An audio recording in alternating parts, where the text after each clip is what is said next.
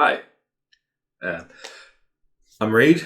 This is Crowland Publishing, and today on Character Flaws, we are doing a deep dive into the narrative possibilities of the character class clerics, the prey lasses themselves.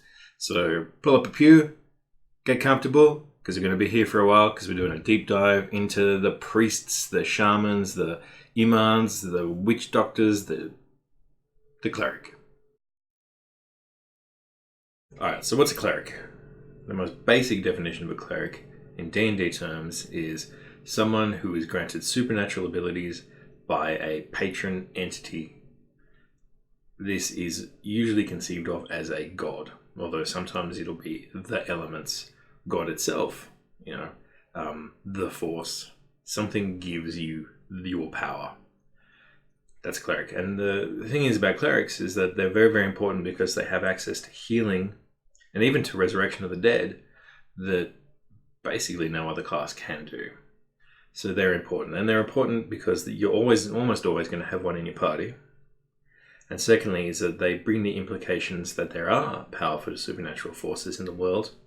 And there are organizations, because clerics 9 times out of 10 are in a church or a temple or a cult or something that worships these powers. They don't have to be, but you should assume that it's going to be like that. So that's what a cleric is, and there's loads and loads of space around that to fill in, and because it's a religion. And for DMs, you need to think about clerics because religions are more important than gods. You're going to have a lot of religions in your campaign, and you need to think about them going in. So I like to ground character classes in both reality, where the ideas came from our history, and also from pop culture. And the thing about priests is that there's loads of them throughout human culture, and they're an important archetype in fantasy fiction. And I think that's because no matter where you are, no matter what religion you have, the effect of gods in a fantastic world as being demonstrably true is a powerful one. Now, I should just also say I'm going to focus more on individual clerics than religions, just to save time, because we'll be here forever.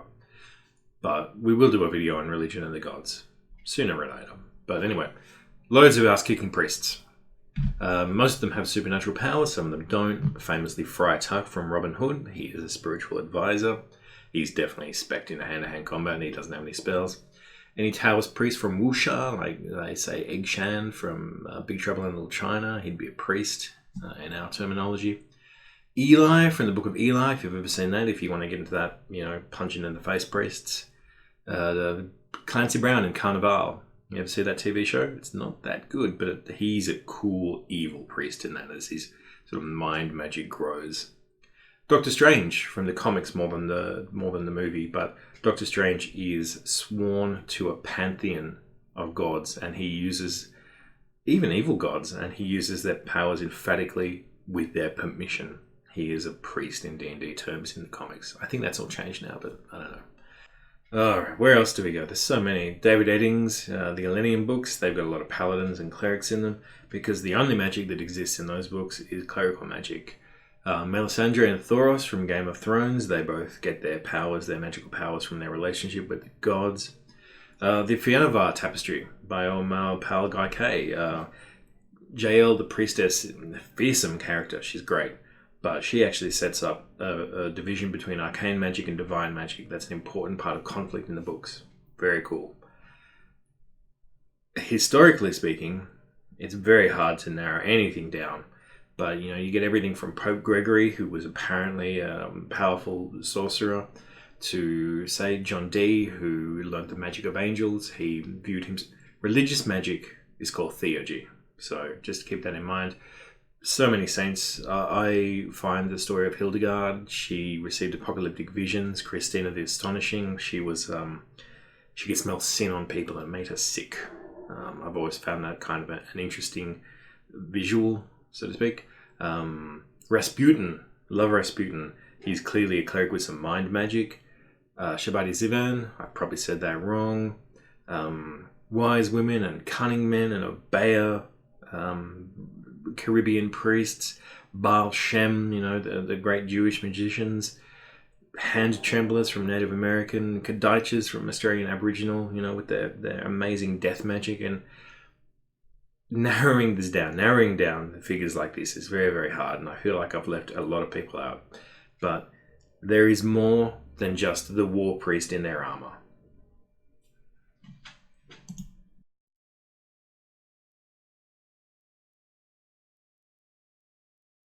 Now, churches, we should have at least a little bit of a talk about them, because they're useful for cleric players. Cleric players might like to come with a church that they've got in mind, or you as a DM might have a church that you want them to fit into.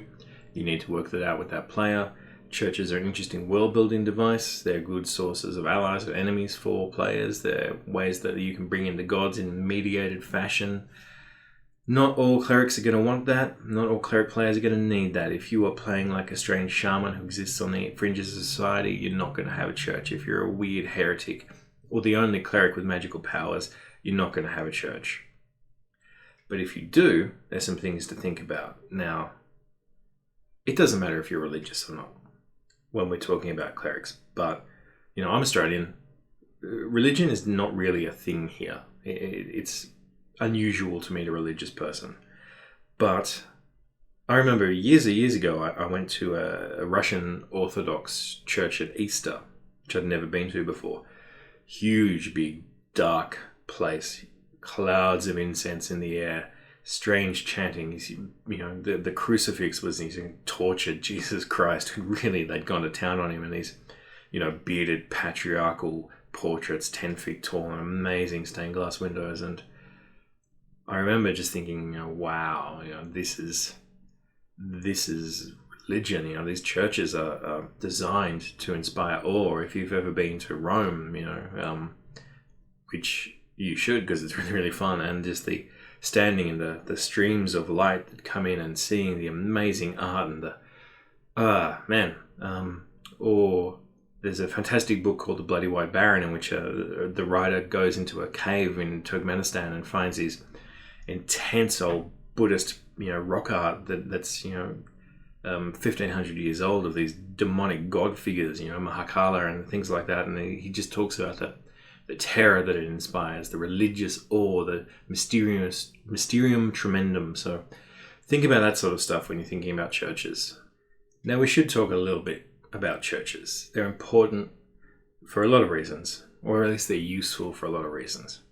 Cleric characters might find it's useful to understand themselves if they have a context, a boss, a religious doctrine to follow, a place to go and worship.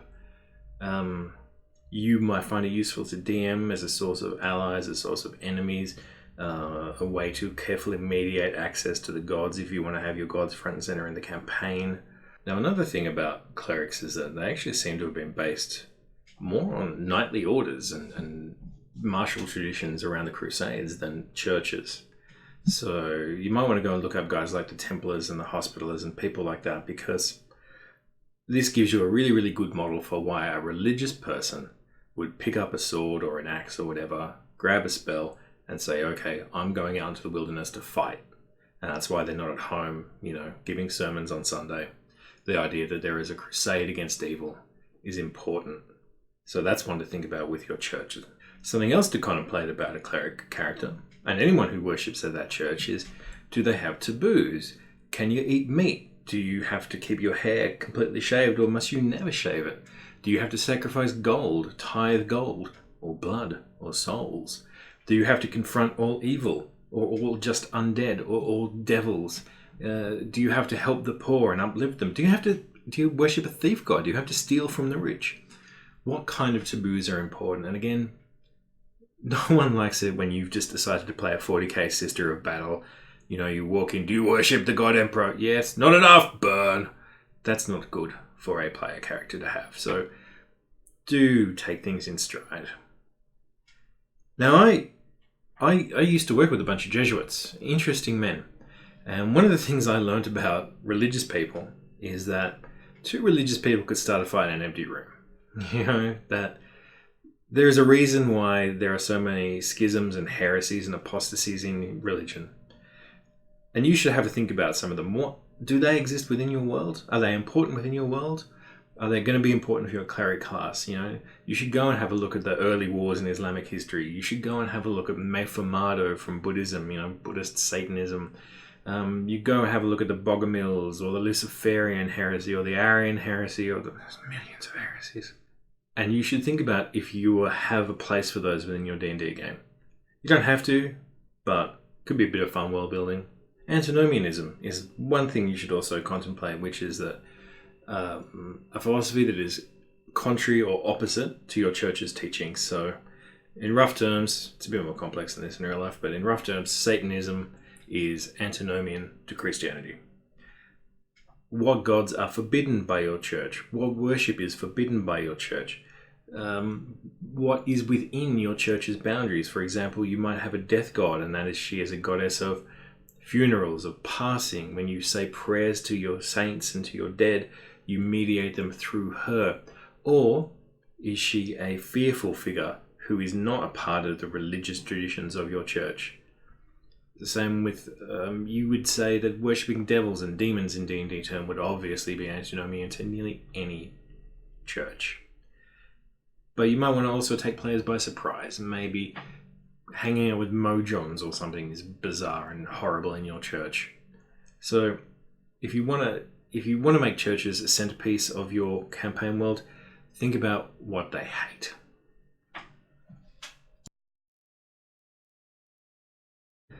Something to think about is, how did you become a cleric? How were you involved in the church in the first place? Religious people talk about experiencing a calling, a vocation, something beyond them that brings them into the church, the voice of God, something in their heart. But you live in a fantasy world of Dungeons and Dragons, therefore the god could just appear before you and say, I've got an offer for you, mate. So did that happen? Did you receive visions of the gods or all the gods? Did you just meet a priest that you really, really liked and wanted to work with her? Did you have horrible visions of evil that you needed to confront and that you felt that only the training and the power of the gods and the cleric class could provide you? Perhaps you had an encounter with witches or Satanists or, a Jubilex cult, something like that. Things that just made you decide, no, I have to dedicate my life to something beyond myself. Maybe you're just a really, really nice person and you really, really like helping people and you primarily view yourself as a doctor and a healer rather than a religious person. And this all comes back to how religious actually are you? Because I've met priests and ministers who actually aren't that religious, by which I mean is that the doctrine isn't that important to them. It's the heart of service, connecting with people and helping people and offering yourself up to a bigger goal and a bigger virtue than just you by yourself. All things to think about. What were those early experiences that drew you to the gods, and do you keep having them? And will they play into your character's front story going forward? So, where do your powers come from? How did you first get them? And how do you conceive of them? Because I've always thought in D&D that there was a bit of an open question as to what a cleric spell actually is. Is this you saying to the god, please give me your holy miracles for the day? And that you're sort of opening yourself up as a channel for divine powers? Or are you actively learning a spell? Do you have to chant in correct Latin or whatever to say this spell properly? Is it something that you've learned? Is it a sacred mystery of the church or the temple or the cult? Or is it just sort of a free-floating supernatural power that the god sort of hypodermically injects into you every morning and you ask for specific kinds of powers? What happens if you leave the church? Or what happens if you even take a character class level that's not religious? What happens if you are thrown out of the church? Can you be stripped of the powers? These are interesting ways to conceive of who your cleric is and what their relationship to their abilities and their powers and their magic and therefore their god is. And to the world at large, because if you just sort of, rock up and you've got a wide range of holy powers that you just manifest, or you were like, Laudo te dominum tremendum tenebreos, that sort of stuff. How's it look? How's it seem to you? And where did they come from, those powers? Is it a sign of divine favor? Is it a sign of learning? I mean, it's not intelligence based. Clerics can be dumb as rocks and still have spells, so maybe it is just a superpower that you... And all of that leads into customizing what kind of cleric you're going to play. What makes your cleric, and not just bog standard shaved head with a plate mail and a hammer war priest number 17 million and trillion and 3. And the first thing that we should contemplate is, what is the nature of the entity who gives you your powers? Is it God? Is there just one God? Is there a multitude of gods, but you just worship the gods? Is it an angel that you worship, or a saint, or a bodhisattva? Is it an elemental force? Father Wind, hear my prayers. Mother Sun, give me the strength. Do you have a totem spirit? Fox, help me out. Wolf, help me out. Do you have the force? Is it a far more abstract concept? What is it that you pray to? How is it going to give you spells? Why is it giving you spells? These are things to really, really help you have a think about what makes a cleric a cleric. And then your domain. Obviously, clerics don't just get all the spells. How does your spellcraft look? What is it? Is it very martial in nature? Or maybe you are all about healing and prayers. So, you lay on hands on someone and, by the stars, let him be healed. And, flowers grow up around them. Or if you worship, say, a god of evil or a terrible god or a war god or something, this will hurt, but the healing will teach you. And you put your hands on and they scream as their bones knit together and the flesh is things like that. Again, this will help you shape your cleric and shape your relationship to the world and to the other players as well. Because if you're playing a cleric and you're flavored as, say, a mad scientist or something, and your healing spells up, now lay still because the spinal column is very dangerous to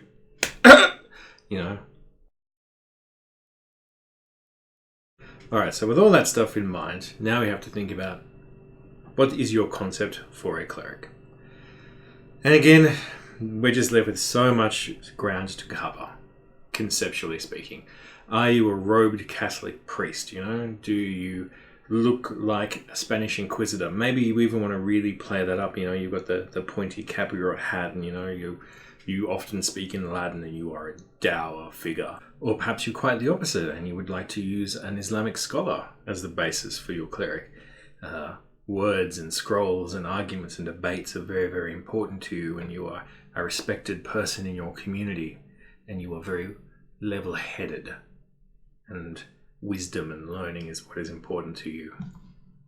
Or perhaps you are something like a Taoist exorcist, and that you have learned the magic of the way and the hidden scrolls and the alchemy of the ancestors, and that's important to you, and you travel the land looking for problems to solve and people to help. Mushishi, if you've ever seen that cartoon in which he moves from village to village confronting their supernatural problems, is a pretty great concept for a cleric. Or perhaps you are a Zen monk and you actually don't really have gods at all. You worship an ideal, a cosmic state like nirvana, and that calmness and reason and meditation is what is important to you. Or perhaps you would like to use a religion like candomblé or voodoo, in which you're not worshipping distant gods, but the nearby spirits, the Loa, who are close to you, and that it is dance and drinking and celebration is how your magic works. Perhaps you are a strange Viking culture, and that you worship through sacrifice and through pain and through solemnity, and that your job is to make sure that the tribe keeps faith with the god. Or perhaps you are a shaman and you might want to use Native American wisdom as a basis for your particular kind of magic and cosmology. I really like the Lakota. I think they have a fascinating religion, but there are more. I think the idea of the Red Road and the Black Road is absolutely fascinating. So loads to think about there. Maybe you're a witch hunter and you primarily occupy yourself with hunting down antinomian forces within your community. Perhaps you worship a thief god and you are in fact basically like a criminal street rat, and you have just found a bigger idea than just stealing coins. Luck Lamora, I'm looking at you. Maybe you're like the cowboy preacher John Shanna, the Jerusalem Man in the David Gemmell books.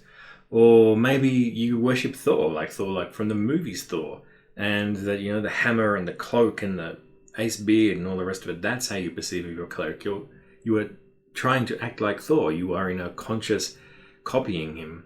Or maybe you are a Sith or a Jedi. That is how you perceive of your religion, the Force. You don't have to just be either a oh, you don't have to be like a oh wow, I need to care for everyone because I'm a super nice priest. You don't have to be anything. There's so much that you can do. So taking in the aesthetics of the campaign, the wishes of the DM, the kinds of churches that you feel will fit in, so much scope. Alright, multiclass, my favourite parts of these videos. I love multiclass characters. Cleric Bard, what's that look like? Well, you serve the god of music, or you serve a grace or a muse, something like that. You start out as a cleric and you realize that you need to hone your relationship with your patron spirit or saint or whatever, and you do that through music, through dance, through whatever it is, however you perceive your bard skills to be. Aramis the Musketeer, he's a great example actually. If you want to have a College of Swords bard who goes into becoming cleric, opposite way around, but still. Cleric barbarians. Historically, many barbarians did indeed convert to the church. So if you want to take that as a model, easy done. But also, perhaps you are a cleric of a more tribal culture, of a more native culture. And that's you all painted up in face paint and pierced and dreadlocks and the whole scary image like that. And that your barbarian levels represent your wildness, the rage, the passion that the gods give you to smash them and smite in their name and kill. Cleric Druid. Alright, this one's pretty easy. You just imagine the Druid as you specialize more and more into a religion of nature or your worship of a beast god, if you want to really play up that shape-changing part of the Druid elements. Or you just are really into nature and you specifically train in sort of the subcult of the Druid class, which is, you flavor that as nature magic. Very simple to do. Or maybe you just really worship dinosaurs or something and you really want to turn into a T-Rex. Cleric Fighter. Well, that's a paladin, isn't it? Maybe paladins are a bad character class. But I always imagine a cleric fighter, someone who is trained in the religion and then decides to go and learn how to be really good with a sword or a shield or an axe or whatever. Maybe you worship a god who is a sword. Maybe you worship a god who is a shield. Maybe you worship a martial god, and that the fighting arts is a part of your religious devotion, your religious praxis. And it's specifically not a paladin because your primary focus is on religion. Maybe you're a chaplain in the army. Maybe you've left the church. Maybe you for whatever reason, you couldn't be a priest anymore or a nun anymore. And the only way that you can make a quick buck, make some copper to survive on, is just getting out there and joining a mercenary crew or an adventuring team. But I think that the combination of warfare and religion is a fascinating thing to look at in D&D terms. Oh man, cleric monks. Monks just... Anyway, if you're a cleric who's become a monk, I think that you have to envision Ki. Maybe Ki is a god in and of itself, or maybe the gods don't understand Ki and have asked you as a cleric to investigate it, understand it more. Or I would have a look at the martial arts and the subclasses. I would say that a long death monk cleric could be someone who worships a death god or an assassin god. Way of the four elements, so that's just a kind of spell casting, really, isn't it? No need to get too involved in that. And of course is the shadow monks. If you worship a god of darkness or a god of shadows, or again a god of murder, this is a good way of getting into the nitty gritty. And I would say that this is a god who wants you, or in whatever, to use your hands on people. This is a god for who the physical and combat and damage is important. I would say that that's either a war god or a murder god, something along those lines. Cleric paladins. Be redundant, but if you want to really have a very magical fighter kind of a character, you can do this. a dedicated frontline battlefield healer. You can take a blow, you can dish one out, but you're there to lay on hands next to the striker characters like barbarians and fighters.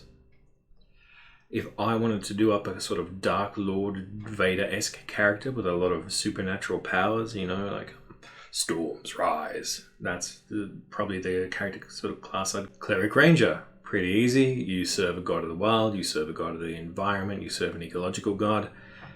You take some ranger levels to show your comfort and your ease within the wild. Again, like with druids, if you have a relationship with a beast god, maybe your companion animal is your totem. If you are a Horizon Walker Ranger, you want to specialize into that. Maybe your god is a god who opposes extra-dimensional enemies against, Nodens, who is the nominal good guy god in the Lovecraftian mythos. Maybe you worship a god like that and you're looking out for incursions from the far realm. Do you ever read the Malazan books? The gods and their various worshippers are quite important in those, and there's a fantastic character he's just an ordinary dude, and he gets chosen by the tiger god, and he's slowly sort of transformed into this quite savage wild warrior who is never at ease with his role. So if you are a cleric and maybe your god is forcing you to become more feral, or your god just wants you to embrace the tiger wrath or the wolf wrath or something like that, that's how you could flavor a ranger cleric. Cleric rogue. A surprisingly cool combination. You could just serve a god of wealth. You could serve a god of money. You could serve a god of thieving and stealing.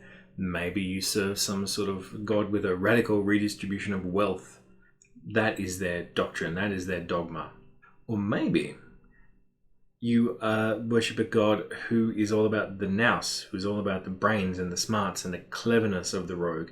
And you are Name of the Rose, whatever his name is, Bernard or Brother Cadfile. You are mainly concerned with policing. You are mainly concerned with finding problems and crimes and outrages and solving them and making sure that your community, who you are primarily interested in, is not a crime-riddled hellscape. And that is what the god wants from you, to basically be a kind of trustworthy policeman. But then again, also, it's pretty fun to just be like, look, honestly, God wants me to steal your silver.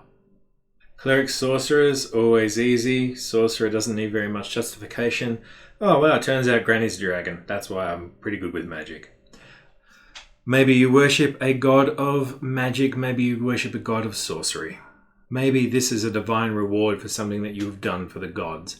Maybe an angel has come down and blessed you. Maybe you have drunk from the sacred cup and that this has given you the ability to directly work with the gods' powers.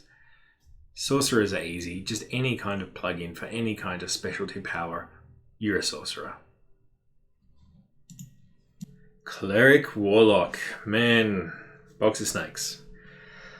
Maybe you... 3, 2, 1. Cleric Warlock. Man, box of snakes. Maybe you decide to worship the devil after a lifetime of serving God. Maybe this is just a way of bonding with an archangel who is in service of your god. Maybe you are a druid, or a kind of nature priest rather than a druid, and you specifically form a pact with a fairy queen who lives out in the forests, or an ancient tree, or a powerful elemental, something along those lines. Perhaps you have a catastrophic encounter with an elder evil or some sort of Lovecraftian monstrous form, and that completely shatters your mind, and you abandon the ways of the cleric and worship only this entity now. Maybe you do something like, have you ever read Garth Ennis's early run on Hellblazer? They stole it for the movie badly. Turns out that there's 3 devils, and he sells his soul to each one of them, which keeps him out of hell. It's pretty interesting. So you could do something along those lines. Maybe your warlock levels are just a way of you sharpening your focus. You know, you want to be more of a spellcaster kind of priest, so you go to the god, okay, I want a new kind of relationship with you.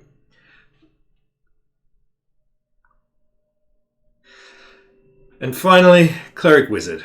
Alright, pretty easy. You worship the god of magic and you want to specialize in understanding the god's domain of magic. And she tells you all the cool spells, and that is a part of your religious practice.